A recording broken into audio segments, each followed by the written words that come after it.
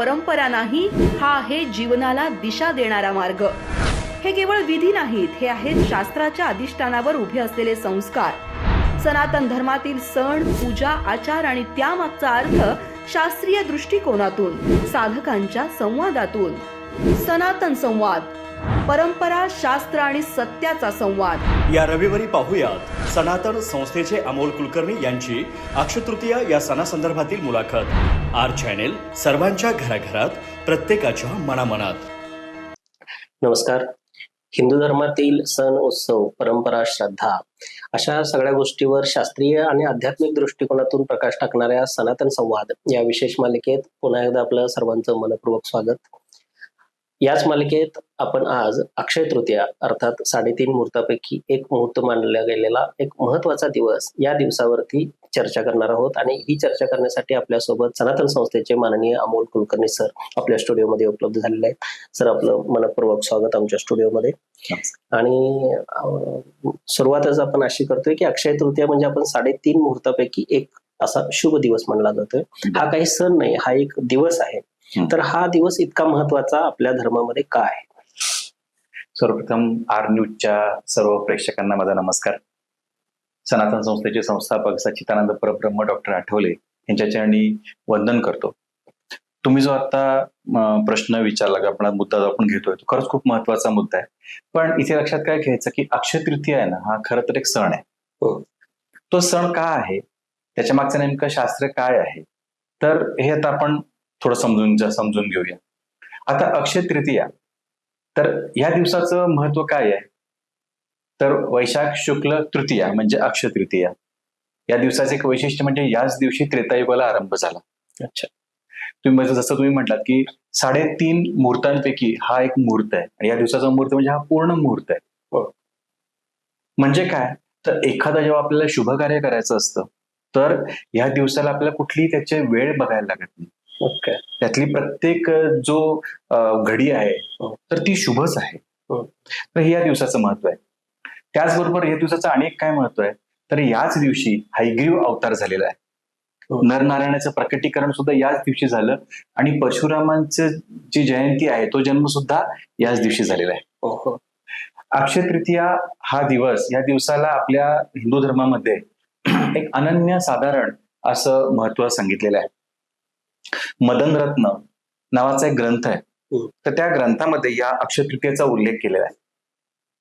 त्याच्यामध्ये एक श्लोक आहे. त्या एक श्लोकाचा अर्थ काय, तर ह्या तिथीबद्दल सांगताना भगवान श्रीकृष्ण युधिष्ठिराला काय सांगतात की हे युधिष्ठिरा, या तिथीला होम आणि हवन हे जर केलं तर त्याचं काही पटीने अधिक पुण्य मिळतं. किंवा होम आणि हवन किंवा दान कर्म जर केलं तर ते अक्षय ठरतं, अविनाशी ठरतं. या तिथीला देव आणि पितर यांच्या प्रती जी काही कर्म केली जातात ती अविनाशी ठरतात. अच्छा. तर असं ही जी तिथी आहे, आणि हा एक खूप महत्वाची तिथी आहे. आणि हा जो सण आहे अक्षय तृतीया, तर हा साजरा करण्यामागे पण काही शास्त्र आहे, काही त्याची पद्धत आहे. ते हा पण भाग आपण याच्या भागात पाहणार आहोत. ओके. माझा समज हा दिवस होता, पण तुम्ही म्हणताय हा सण आहे अक्षय तृतीया. तर मग तो सण म्हणून कशा पद्धतीने साजरा केला पाहिजे किंवा कशा पद्धतीने साजरा केला जातो?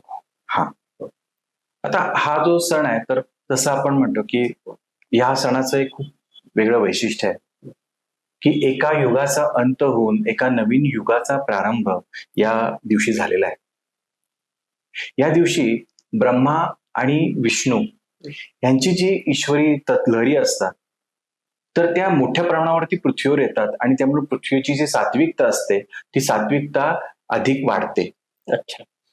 मग सात्विकता ग्रहण करण्यासाठी या दिवशी काय करायचं असतं, तर या दिवशी श्री विष्णूचं पूजन केलं जातं. या दिवशी पाठ केले जातात, होम हवन केलं जातं, या दिवशी दानधर्म केलं जातं. तसंच या दिवशी काय सांगितलेलं आहे की श्री विष्णू बरोबरच जी वैभव लक्ष्मी असते तर त्या वैभव लक्ष्मीचं पण पूजन हे याच दिवशी केलं जातं. कारण हा जो दिवस आहे, हा दिवस हा वैभव प्राप्त करून देणारा दिवस आहे असं मानलेलं आहे. तर हा भाग याच्यामध्ये केला जातो.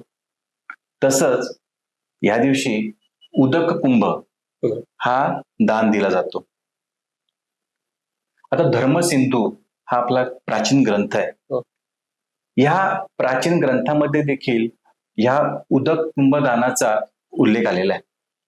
यात काय सांगितले तर ब्रह्मा, विष्णू आणि शिव हे तीनही तत्व असलेले जे जल आहे, तर हे जल की हा जो कुंभ आहे तर त्यामध्ये हे जल आहे. आणि ह्या कुंभाला त्या धर्मसिंधू या ग्रंथामध्ये धर्मघट असं म्हटलेलं आहे. तर हे दान दिल्याने काय होतं की सातत्याने ईश्वराची जी कृपा आहे तर ती आपल्यावर सदोदित राहते असं यात सांगितलेलं आहे. यात काय सांगितलंय तर या कुंभामध्ये काय काय असावं, तर या कुंभामध्ये गंध असावं, तीळ असावं, यव असावं, फळं असावीत. ह्यानी भरलेला हा जो कुंभ हा जेव्हा दान देतो तेव्हा त्याचं आपल्याला काही पटीने फळ मिळतं. ह्याच्या मागे अनेक उद्देश आहे. हा कुंभ म्हणजे आपल्या मानवी देहाचं प्रतीक आहे. हा आपण दान करतो ह्याचा अर्थ काय आहे तर हा दान करत असताना आपल्याला देहाची आसक्ती असते, मनाची आसक्ती असते, मनावर अनेक प्रकारचे संस्कार असतात, विकार असतात. तर ते संस्कार, ते विकार, ही देहाची आसक्ती ही कुठेतरी आपण ईश्वराचरणी अर्पण करतो आहोत असा ह्या मागचा एक गूढ असा अर्थ आहे. ते उदक कुंभ दान केलं या दिवशी केलं जातं. आता तुम्ही दान सत्पात्री दान करावं असं तुम्ही म्हटलंय. त्याचबरोबर आता अशा कुठल्या ना कुठल्या दिवसाच्या निमित्तानं लोकांच्या मध्ये श्रमदान करण्याची प्रथा आहे. मग तेही दान अशा दानामध्येच येतं का, किंवा अजून असे दानाचे काही प्रकार आहेत का की ज्या पद्धतीनं सर्वसामान्य माणूस दान करू शकतो? म्हणजे दान म्हणजे थोडक्यात काहीतरी त्याग. त्याग हा शरीराने करायचा असतो, मनानेही करायचा असतो. हे शारीरिक दान, त्याला तुम्ही श्रमदान म्हणता. तर मग जसं मगाशी म्हटलं की तो पण कसा असायला पाहिजे, सत्पात्र असायला पाहिजे. मग या दिवशी आपण शरीराने काय करू शकतो तर आपल्या गावामध्ये जे ग्रामदैवत असतं तर ते ग्रामदैवत किंवा ज्या देवतांची मंदिरं असतात तर त्या मंदिरांमध्ये स्वच्छता करू शकतो. आपल्या गावामध्ये एखाद्या संतांचा काहीतरी आश्रम आहे, मठ आहे, तर तो स्वच्छ करू शकतो. तिथे आपण स्वच्छता मोहीम एकत्रितून तिथे करू शकतो की जेणेकरून त्याचे आपल्याला पुण्य मिळेल. मनाने काय करू शकतो, मनाचं दान कसं करायचं, एक वेळ शरीराचं दान करणं तरी सोपं आहे. मनाचं दान कसं करायचं, इथे लक्षात काय घ्यायचं ना की देवाला ना आपला पैसा नको आहे. देवाला, कारण देवाकडे सगळंच आहे ना, देवच आपलं सगळं देत असतो. मग देवाला काय हवं असतं तर देवाला आपलं मन हवं असतं. मग देवाला मन अर्पण करायचं म्हणजे काय करायचं, मनाचं दान कसं करायचं तर आपल्या मनामध्ये जे अखंड इतर विचार सुरू असतात ना तर त्याच्याऐवजी आपल्या मनाला नामस्मरण करण्याची सवय लागते. त्या दिवशी आपण आपल्या जे कुलदेवता आहे त्या कुलदेवतेचं एखादं पोथी वाचन करू शकतो. त्या दिवशी आपण अधिकाधिक आपल्या कुलदेवीचं नामस्मरण करू शकतो. हे जर केलं तर खऱ्या अर्थाने काय होईल ना की आपल्या मनाचंही दान होईल आणि मग आपल्याकडून खऱ्या अर्थाने सत्पात्र दान म्हणजे धनाचं दान, तनाचं दान आणि मनाचंही दान हे आपल्याकडून खऱ्या अर्थाने होईल आणि त्या माध्यमातून आपली साधना होईल. याच दिवशी आपण सोने खरेदी केली जाते बहुतांश आपल्या ह्याच्यामध्ये. बरोबर. तर त्या दिवसाचं महत्व म्हणजे अक्षय तृतीया म्हणून सोने खरेदी, हे काय आहे नेमकं? आपल्या भारतीय संस्कृतीमध्ये, हिंदू धर्म परंपरेमध्ये सोन्याला अनन्यसाधारण महत्व आहे. सोनं हा सर्वाधिक सात्विक धातू म्हणून सांगितलेला आहे आणि म्हणून आजही आपण आपल्या बघतो ना की आपल्या प्रत्येक घरामध्ये थोडं बहुत काय पण सोनं असतं. तर सोने खरेदीचे जे मुहूर्त असतात ना तर मला जर सांगितलं की अक्षय तृतीयाचं वैशिष्ट्यच हे की हा पूर्ण दिवसच शुभ असल्यामुळे ना सोने खरेदी आपण जर शुभ मुहूर्ताला केली तर ते सोनं लाभतं आणि म्हणून या दिवशी मोठ्या प्रमाणावरती सोनं खरेदी करतात. हे त्या मागचं शास्त्र आहे. तुम्ही मग अशी दानाचा उल्लेख केला, अक्षय तृतीयेला दान केल्यानं ते वाढत राहतं किंवा ते अक्षय राहतं. तर हे नेमकं दान कोणत्या पद्धतीनं केलं जातं, कोणत्या पद्धतीनं करायला हवं? अक्षय तृतीयाला दानाचं महत्व आहे. या दिवशी जे काही दान केलं जातं तर त्याचं आपल्याला काही पटीने त्याचा लाभ होतो, पुण्य मिळतं. आणि आपल्या धर्मशास्त्रात सांगितले की जेव्हा पुण्य मिळतं ना, जेव्हा पुण्य संचय होतं तेव्हा स्वर्ग प्राप्ती होते. या जन्मात त्याचा लाभ आपल्याला होतोच, पण मृत्यूनंतर सुद्धा स्वर्ग प्राप्ती होते असं आपण धर्म सांगतो. आता हे दान जे असतं ना ते कसं असायला पाहिजे. आपण आता या सनातन संवादमध्ये आपण प्रत्येक कृतीमागचं अध्यात्मशास्त्र जाणून घेतो. हो.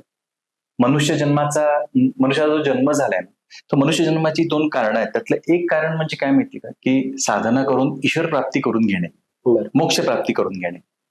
त्यामुळं आपण प्रत्येक सणाकडे पाहताना त्या दृष्टीने आज आपण पाहत आहोत. मग हे दान जे असतं ना, ते दान कसं असायला पाहिजे, तर ते सत्पात्रे असायला पाहिजे. हो. सत्पात्रे म्हणजे काय, तर आपण जे दान देतो, सत म्हणजे ईश्वर, हो. तर ते ईश्वर चरणी जातंय ना, हो. हे खूप महत्वाचं असतं. आणि जेव्हा आपण सत्पात्रे दान करतो ना, तेव्हा त्याचा खऱ्या अर्थाने आपल्याला आध्यात्मिक स्तरावर पण लाभ होतो. मग तुम्ही जसं म्हटलात की दान कोणाला करावं, हो. तर हे दान करत असताना ज्या काही राष्ट्र आणि धर्म यासाठी कार्य करणाऱ्या ज्या संघटना आहेत, संस्था आहेत, संत आहेत, यांच्या चरणी जर आपण दान केलं या दिवशी, तर त्याचं आपल्याला कैक पटीने अधिक प्रमाणामध्ये फळ मिळतं. आणि त्यातून काय होतं, तर आपली साधना होते. त्यामुळे दान करताना असं करावं. तसंच अक्षय तृतीया दिवशी अजून एक कृती करतात, ती मगाशी माझी सांगायची राहिली. या दिवशी तिल तर्पण पण केलं जातं. तर हे तिल तर्पण करताना ते कसं करतात, तर तो भाग पण आपण समजून घेऊया. म्हणजे देवता आणि पूर्वज हो. यांना जल आणि तीळ हो. हे या दिवशी अर्पण केलं जातं. अच्छा. आता जल जे आहे ना, हो. जल म्हणजे काय, तर कोणतीही जी सात्विकता आहे तर ती ग्रहण करण्याचं एक माध्यम म्हणजे जल. हो. आणि तीळ हा पदार्थ असा आहे की जो सर्वाधिक सत्वगुण आकर्षित करतो. मग हे देवतांना आपण जेव्हा तीळ तर्पण करतो तेव्हा ते कसं करायचं असतं, तर एखादं ताट घ्यावं किंवा तांब्याचं पात्र घ्यायचं. त्याच्यामध्ये देवता इथं आलेले आहेत, म्हणजे ब्रह्मा आणि विष्णू यांची एकत्रित शक्ती म्हणजे दत्तगुरु. हो. दत्तगुरूंचं इथं आवाहन करायचं. देवता माझ्या साक्षात समोर उभ्या आहेत असा भाव ठेवायचा आणि त्या देवतांच्या चरणी आपल्याला काय करायचंय, तर तीळ आणि जल हे अर्पण करायचंय. जेव्हा आपण हे करतो तेव्हा काय होतं, तर त्या तिळामध्ये त्या देवतांची जी तत्व आहे ती अधिक प्रमाणामध्ये तिथे येतात. शेवटी अध्यात्मात एक शास्त्र सांगितलंय, एक वचन आहे, ते म्हणजे काय, तर भाव तिथे देव. जेवढा आपला अधिक भाव असेल तेवढं तिथे अधिक देवतेची शक्ती येणार आहे, तत्व येणार आहे. आणि जो हे तीळ तर्पण करेल ना त्याला त्याचा लाभ होतो. पितरांना जल आणि तीळ अर्पण का करायचं, तर अक्षय तृतीया हा दिवस असा आहे की त्या दिवशी पितर हे पृथ्वीच्या जवळ, पृथ्वीच्या कक्षेत जास्त प्रमाणामध्ये येतात.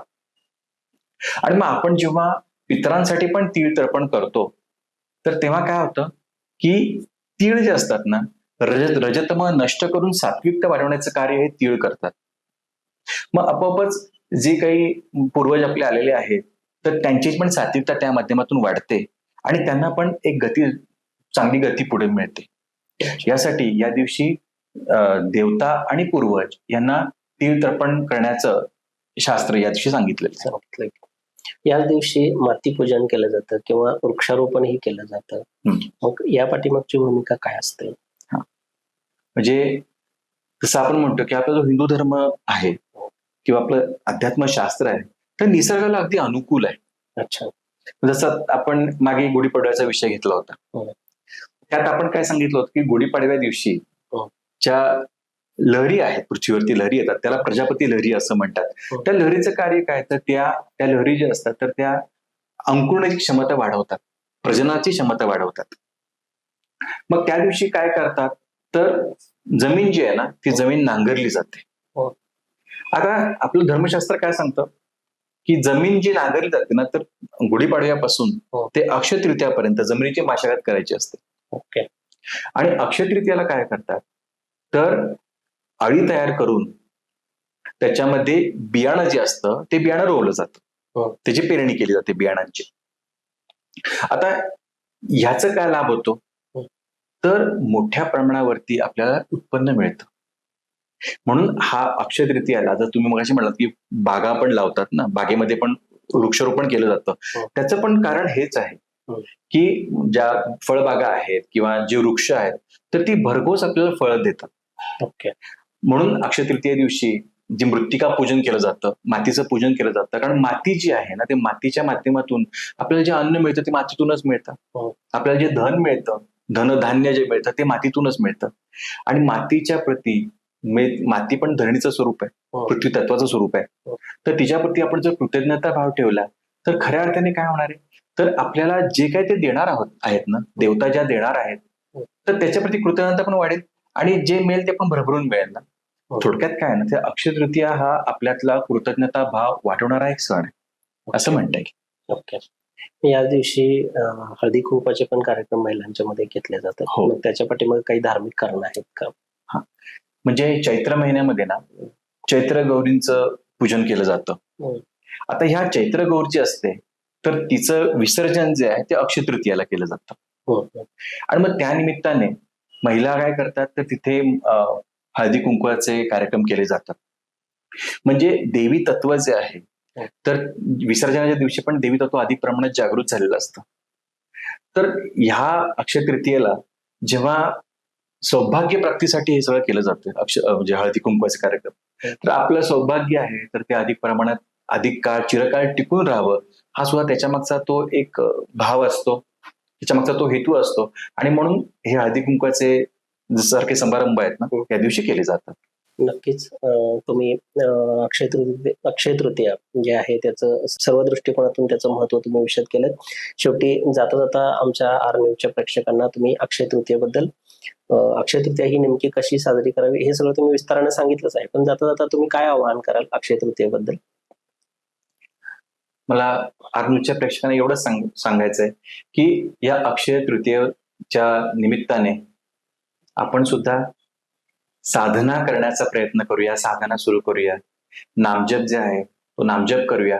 कारण आपल्या बरोबर आपली जी आध्यात्मिक जी उन्नती होईल तर ती अक्षयच असणार आहे. तर या दिवशी तो संकल्प करूया. आपल्या राष्ट्र आणि धर्मासाठी आपण संघटित होण्याचा संकल्प करूया. त्या दिवशी अधिकाधिक नामजप करूया, देवाला अधिकाधिक शरण जाऊया.